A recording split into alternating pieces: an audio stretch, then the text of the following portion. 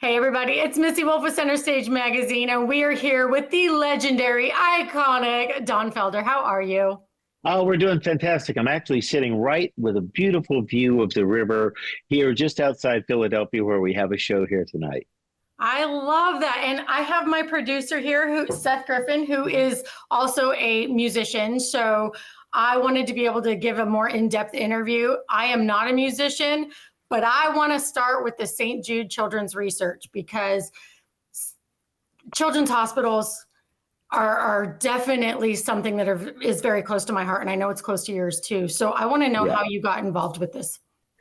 Well, I was 5 years old and I got diagnosed. I think it was a diagnosis for polio. And I spent 2.5 months in a children's hospital watching children come in that got put in iron lungs and rolled into the room right next to me.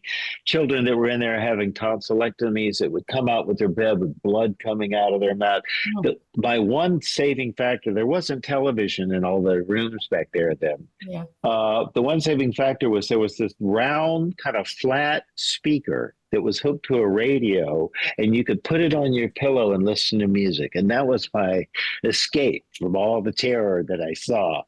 And so I eventually, after doing about, I don't know, 6, 7, 8 fundraisers for St. Jude Children's Hospital, I played for them down in Memphis last year.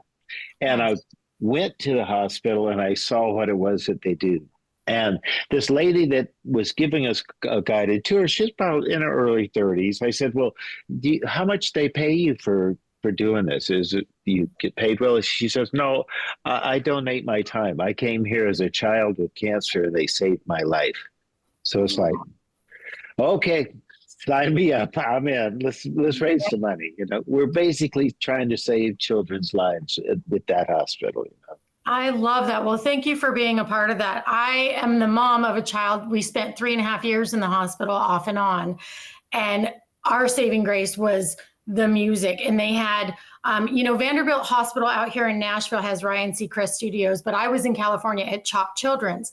And that they broadcast in all of the rooms, and they would bring artists in, artists would perform. And it's not just helpful for the patient, but when you're the patient's sibling, you're the mom, dad, aunt, it doesn't matter. When you're there, like, that is so important. It's so helpful, and it's just so healing. So thank you for being a part of that. My nephew is in the hospital right now at Chalk Children's, and he's been fighting for his life the last couple of months. So I jumped on board with this interview because I really wanted to tell you, just thank you so much, James and everybody, all the kids that are in the hospital right now.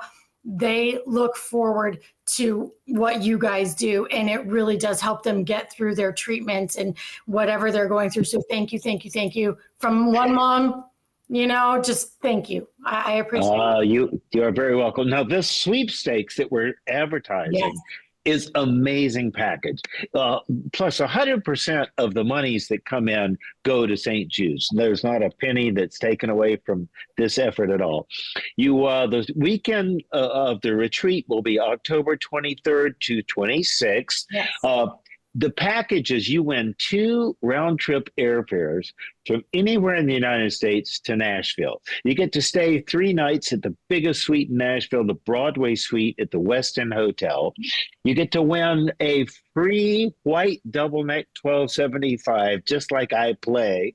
You get to tour with me the Gibson Garage and go down into their secret vault in the bottom of this area where they have the original first guitars that Gibson ever made, the first Les Paul, the first Explorer, this first Gibson Acoustic J200. You get to go down there, which is off limits. You can't go just as a normal person going in there.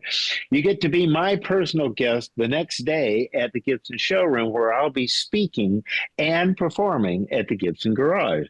You'll also get a free guitar lesson from me. Now, one of my previous guitar students actually went on to be pretty successful, a guy named Tom Petty. So who knows? You get a guitar lesson from me, you might have a big career. Anyway, you get some tickets to the Musicians Hall of Fame there in Nashville, where I was inducted, I think about 9 years ago.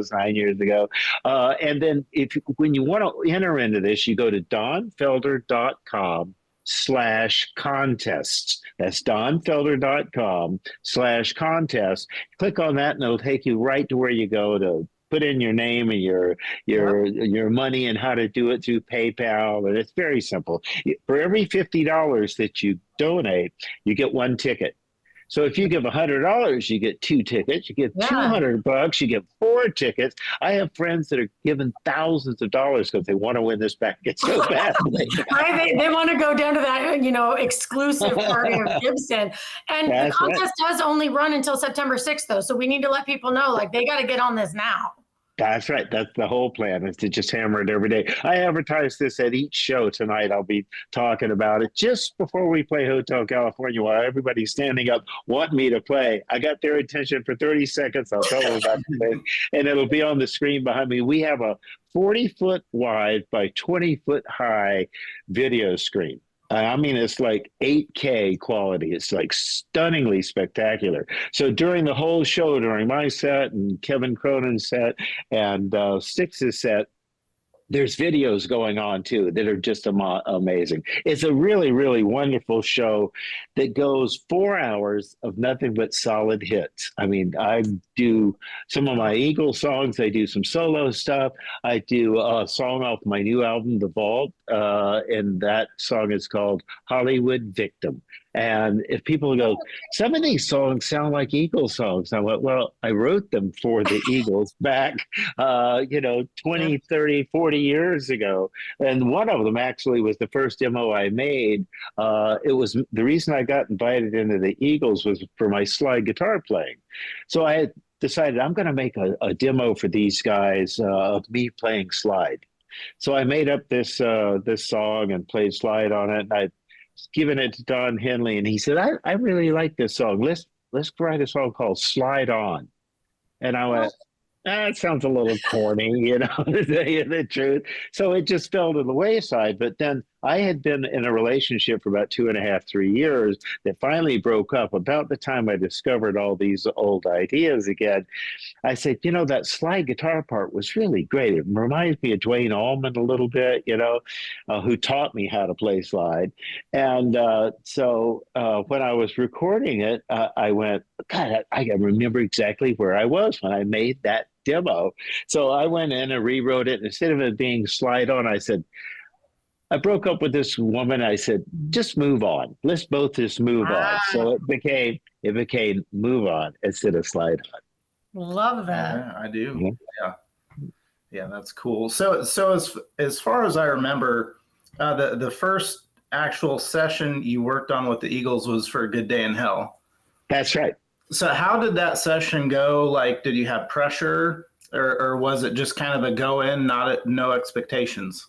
Yeah, I had known Bernie Ledden since high school. As a matter of fact, Gainesville High School at the same time had me, Bernie Ledden, Stephen Stills, and Tom Petty, all in the same high school at the same time.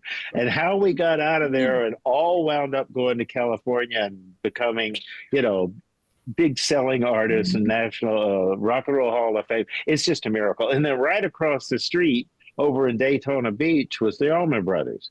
That's how we met Dwayne and Greg playing over there in the summer, and them playing over there in the summer.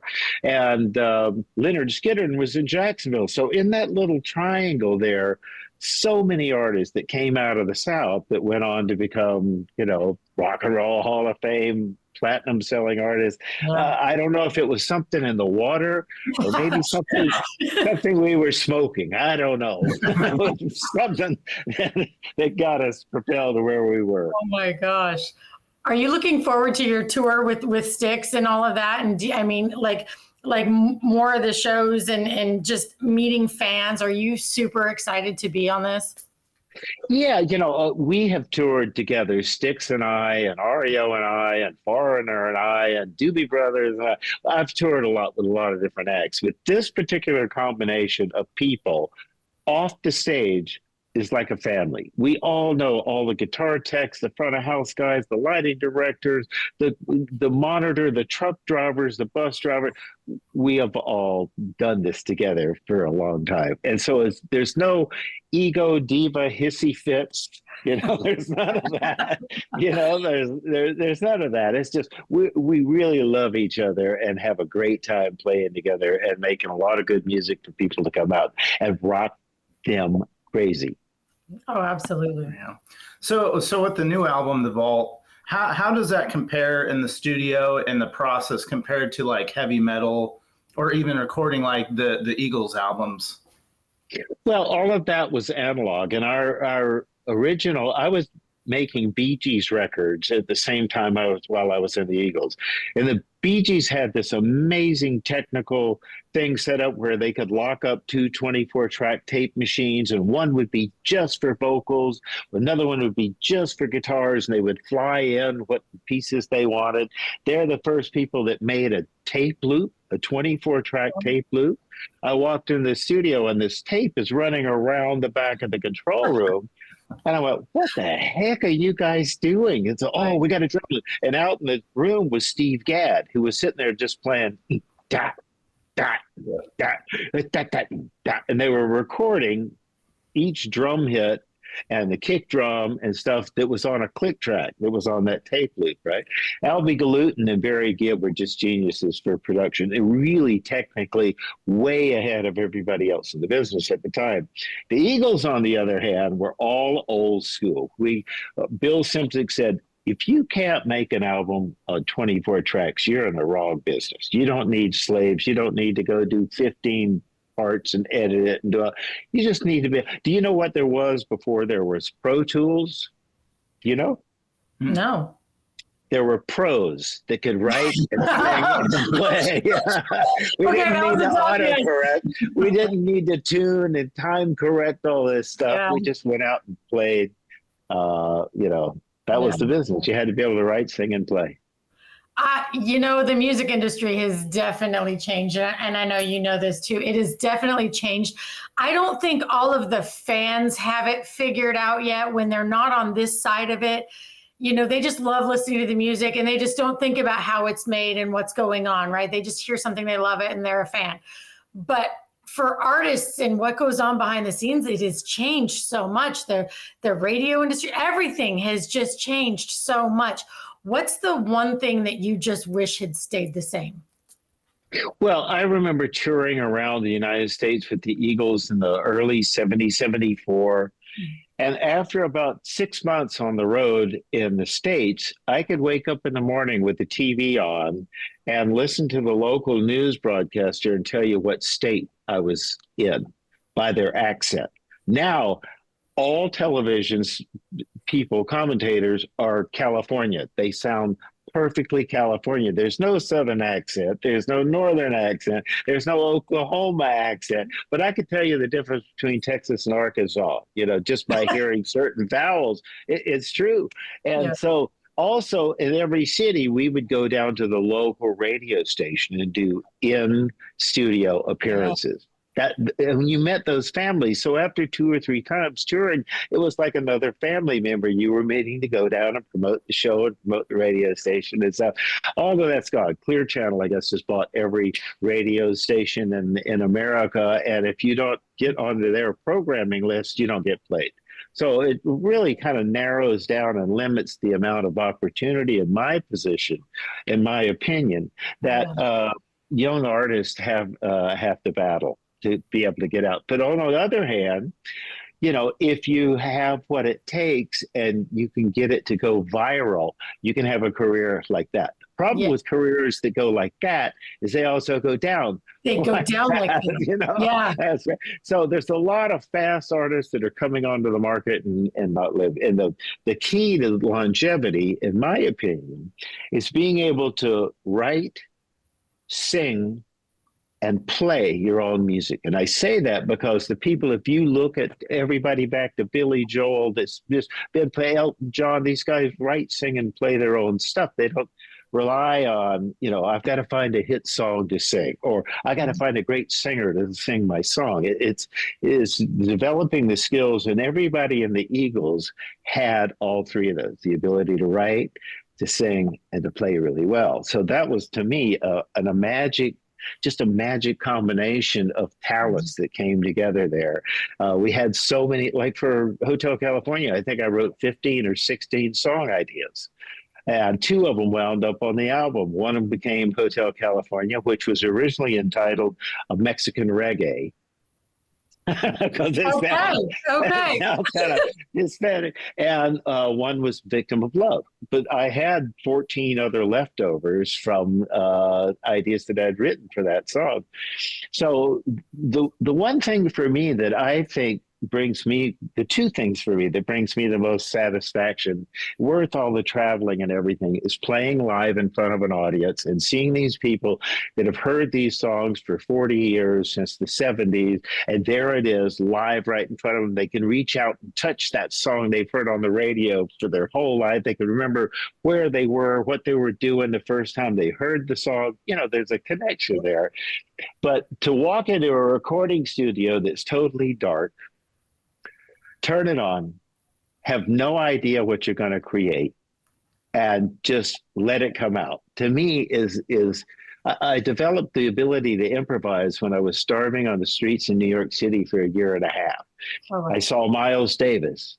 I saw Jimi Hendrix play at Woodstock, and I saw these guys that they're not going to just write and play exactly the same solo. They just let it out. Herbie Hancock was in one of the showcases, and he phenomenal. The ability to improvise so freely was just, I admired that skill. So I worked really hard for a year and a half, made my first album with a band called Flow that was a jazz fusion rock band that we had long extended solos, kind of like the Grateful Dead. There was a song structure, but then you got to just let it go. Everybody took a solo. And so it developed my skills. So when I walk into the studio, or here's a great example.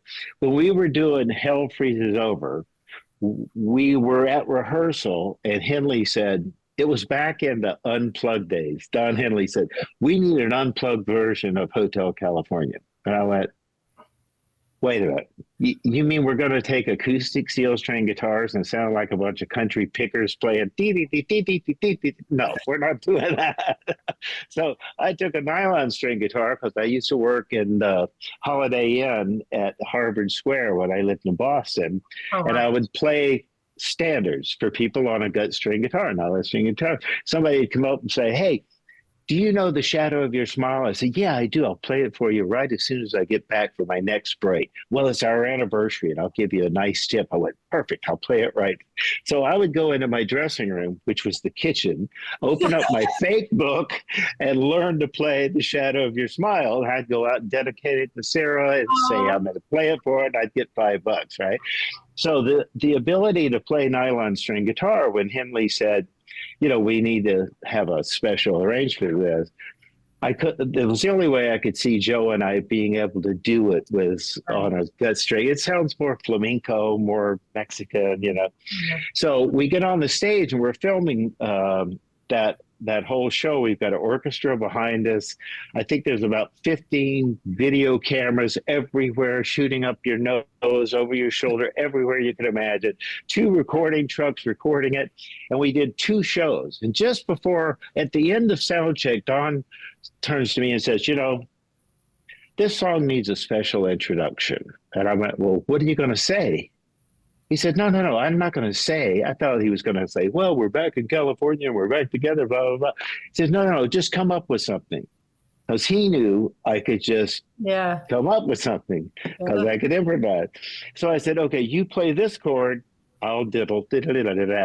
You play this chord, I'll diddle. But so it was just, the whole thing was made up on the spot. That introduction was made up and we did 2 shows. We did an early show and then left, emptied the house, filled it up with another 200 people. We did a second show and filmed that. And so we got in the studio, we were listening. They were totally different introductions. That one that you hear on the record was just a little better than it was the first shot. And sometimes the first time you play something, it just comes out. Yeah. Right. So And I've heard that with other artists, like when they go in and it's just one take and it's amazing what they capture. And it's like, man, that's just so great to be a fly on the wall in those studios would just be so great.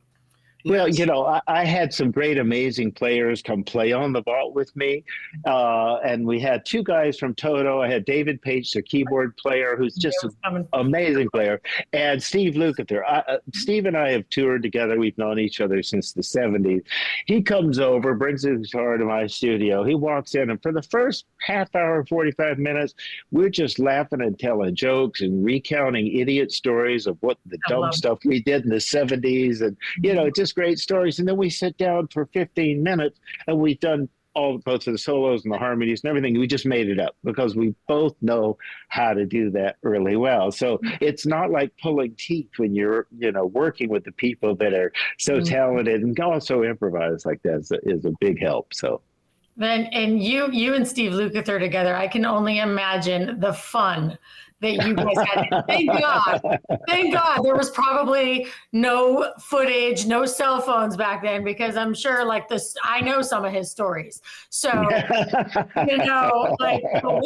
a damn good time. And you were going to ask something. I'm so sorry. I jumped in and I'm like, I just knew Steve Lukather was going to be brought up and I was waiting for it. Yeah.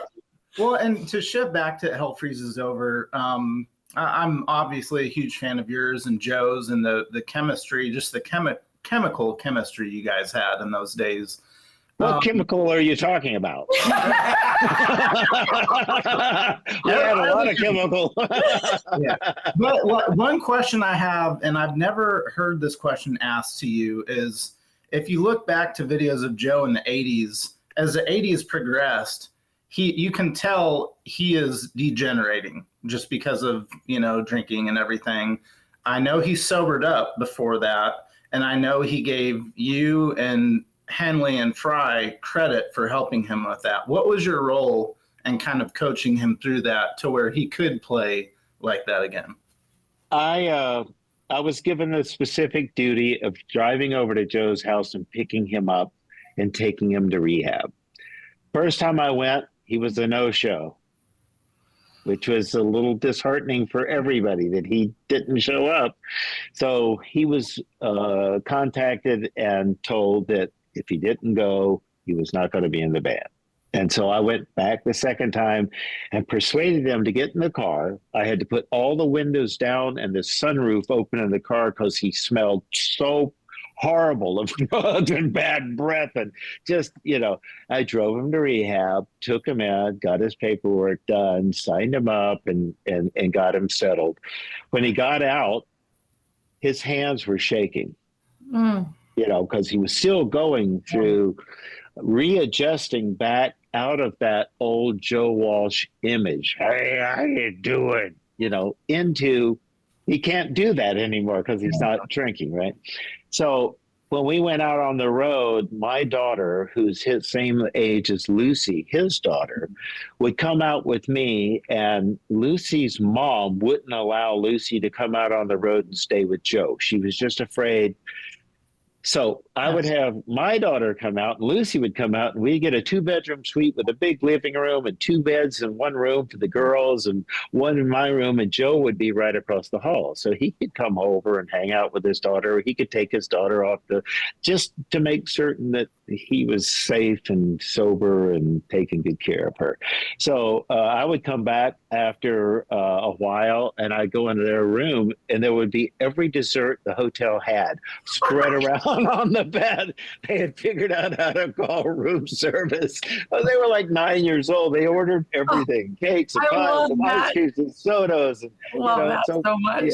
Yeah, they had a good time. Anyway, so I really helped Joe a great deal going in and then after, until I think a couple of years into it, his wife came out to a show. His ex-wife came out to a show and saw that he was still clean and sober, and so would allow Lucy to come out and visit. Good. I love that. And thank you for being a part of that. It really does take a special person to be able to tackle that situation, because not everybody some people will just get irate, like they'll argue, then they'll throw their hands up in the air, like, I'm not dealing with this person. This person's too difficult. Right. So it really does take somebody special. Yeah. So thank you for being that for him too. Like, Yeah. amazing. And for the fans and for Lucy and everybody, just, you know, it's just, that's I really did it for Joe. I love Joe. I think he's a great guy, amazing guitar player. He just had a lot of trauma in his earlier life with his previous wife and the loss of his daughter, and he was destroyed, devastated. And so he had gone way down that rabbit hole, and he just needed somebody to throw him a hand and pull him out. Well, glad it was you. Glad it was you. Do you have anything else? I know you have a busy schedule, and I'm kind of running over on time, and I feel really bad, but at the same time, I don't, because I enjoy talking to you. So I do have one more question, and it's another question that I've never heard anybody ask, and it kind of goes back to the versatility of the three guitar players in the Eagles.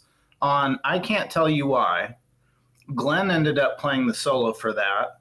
I know you got a shot at it. I know Joe got a shot at it.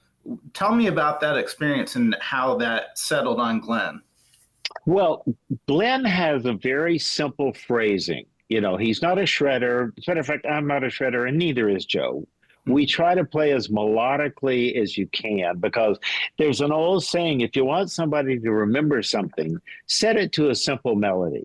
So you can teach kids that are a year and a half, 2 years old, the whole ABC without them knowing what an A or a B or a C is, right? Because it's simple enough they can sing that little ABC song. So Glenn has that same sort of approach melodically. And he was able to, although I kind of overplayed a little bit, not shredding, just not as simple and laid back as it was. And Joe came in and he was doing his Joe thing. That didn't work.